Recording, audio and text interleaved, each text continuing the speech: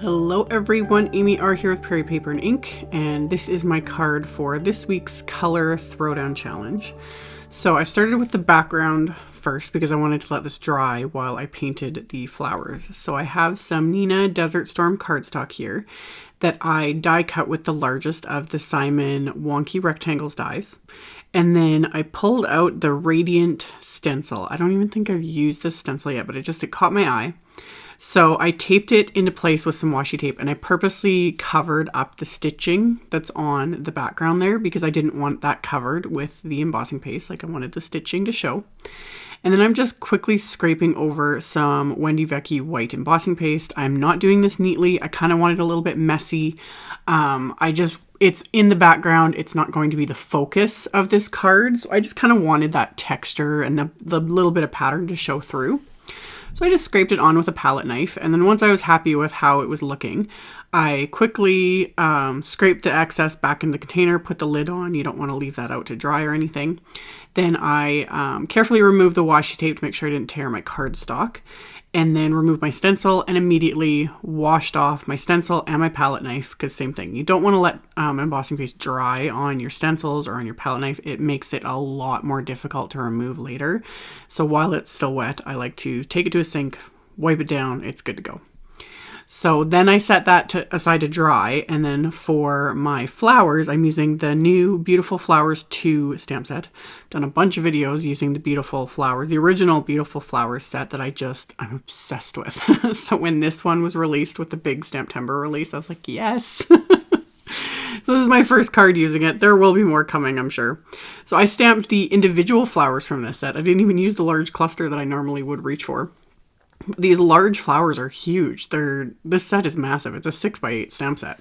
So I stamped the flowers. There's an individual flower and also 2 leaf images in the set. So I stamped those onto just some distressed watercolor paper with Simon's clear embossing ink. And then I used Simon's Detail White embossing powder and heat embossed these. So it's just white on white.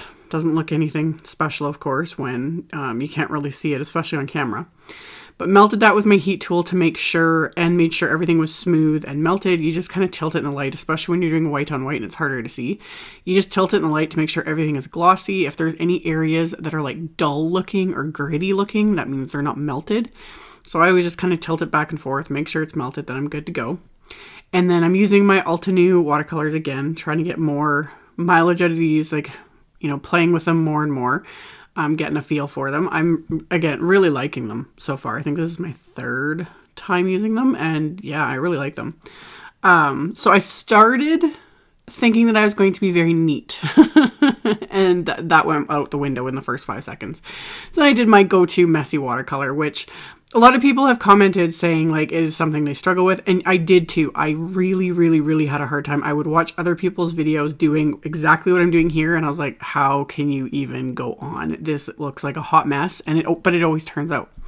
So you just kind of get used to it after a while, and I find a lot of times I find this quicker and easier to do, a little more freeing, because I also just tell myself, like, don't worry about how it looks until you're done. So with these, I just painted on the flowers, went right outside the lines.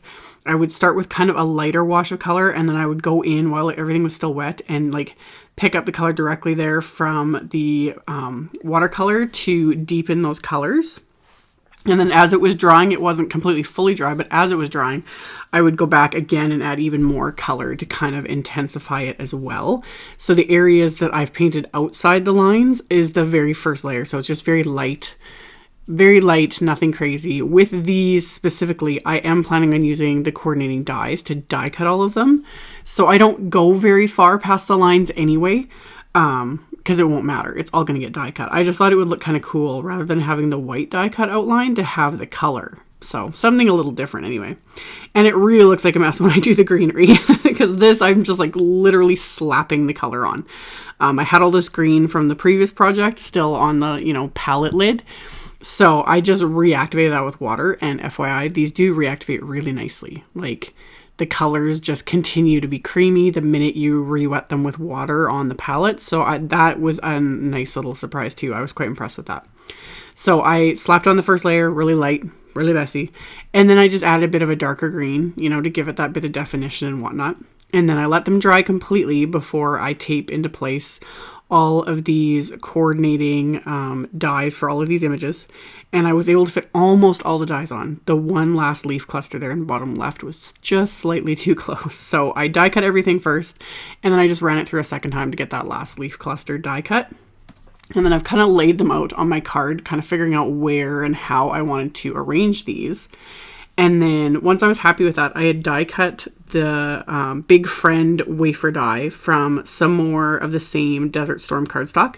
And I die cut that 3 times, and I am stacking it together with Gina K Connect glue. So it's got 3 layers of this die cut just to give it that extra, depth and dimension that I always love with die cut sentiments. If I can stack it, I'm going to do it. So I was happy with this cluster of flowers, and I decided the easiest way to adhere these was to use press and seal first. So I just took my piece of press and seal. I literally keep a box in my office that I use just for crafting. Highly recommend it. It always comes in handy. So I just pressed that into place and then peeled it off so it's holding all of these flowers and leaves in place. And I'm just adding some adhesive underneath onto the ones that are on the front just to adhere them all together first. And then I'm going to add adhesive to the back of all of this. And it looks like I'm adding a lot, but I'm not. I'm making sure not to add too much. It's just really light little scribbles. I'm not even squeezing the bottle because I don't want the glue like oozing out everywhere. So just a really light scribble of the adhesive. And then I can just hold that press and seal into place and, get everything in place before actually pressing it down. And then I just hold my hand, since I'm adhering this on top of the embossing paste that has, the texture to it and everything else. So I just held it in place for a minute. Peel off the press and seal, everything's adhered, I'm good to go. So I was going to leave the die cut sentiment like this, but I found it just kind of faded into the background, the flowers and the busyness of it all a little too much. So I ended up die cutting the outline that comes with this Big Friend die. I die cut that from some white cardstock, and that's just going to give it a little bit extra attention, yet not be crazy, because normally, I do sentiments in white, or I do them in black, and then I back them with white, really make them pop. But I wanted this to be a little more subtle. So I did the craft, or like the Desert Storm cardstock, and then the white background for it, or the white outline for it, just to get it to stand out a little bit. So I did that, and then I grabbed some Simon Says Stamp green apple cardstock, because the green went really well with the green I'd used on the leaves. And I just grabbed this scrap, and I'm going to stamp a sentiment from the Beautiful Flowers 2 set with Simon's clear embossing ink. Since it's still sitting out, I can use that, and I can use the detail white embossing powder. And then I'll heat emboss this sentiment onto this scrap of cardstock, and then I will use, yet again, another sentiment label wafer die to die cut this into a straight little strip. And then to adhere that to my card, because again, I've got texture from the embossing paste, all the layers of flowers, die cut flowers and everything. So there's kind of like, there's a lot of texture going on. So it's a little bit more difficult to adhere things. So I found the easiest way to adhere the sentiment strip was to put foam tape on kind of either side of this cluster of flowers, or where it's going to be. And then this way I can pop this into place. The foam tape will adhere to pretty much anything. And then once I've got that pressed into place, I can flip over this card front and trim off the excess cardstock with my scissors. And then for the die cut friend, same thing, lots of texture going on. So what I just did was I took a piece of Scotch foam tape and I just trimmed it into narrow little strips here, like narrower than the Doris ones that I love to use. These are like less than 1/8 of an inch. And then that way, when I peel off the backing, they're super flexible, and I can just kind of work them along either side of the sentiment. I just need to place it behind basically the F and the R, and then a little bit on the end of the D, so that it is adhered and popped up a little bit because of those flowers. So once I've got those in place, my little bits of foam, the center areas, I just add the Gina K Connect glue, and that's good to go.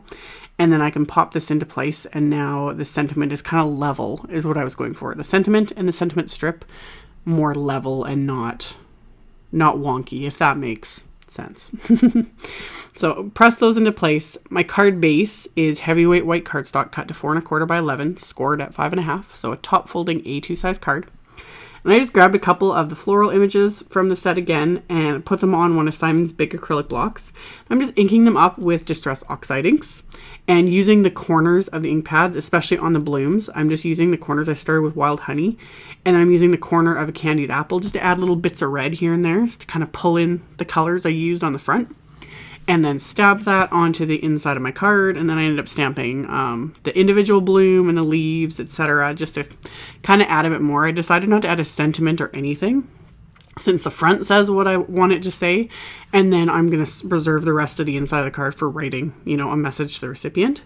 So inking them up with those oxide inks, stamping them onto the inside of the card, and then to adhere my card front to my card base, I'm just going to use the Gina K Connect glue again, since I have enough kind of texture and depth and like height going on already with everything else. I decided to adhere this flat, dropped it on my card, my desk there, which usual, and then I made that crooked. Thankfully it's liquid glue, so I have a few seconds to move things around and straighten them out. So got that adhered, and then you gotta add a few jewels, gotta finish it off with some bling.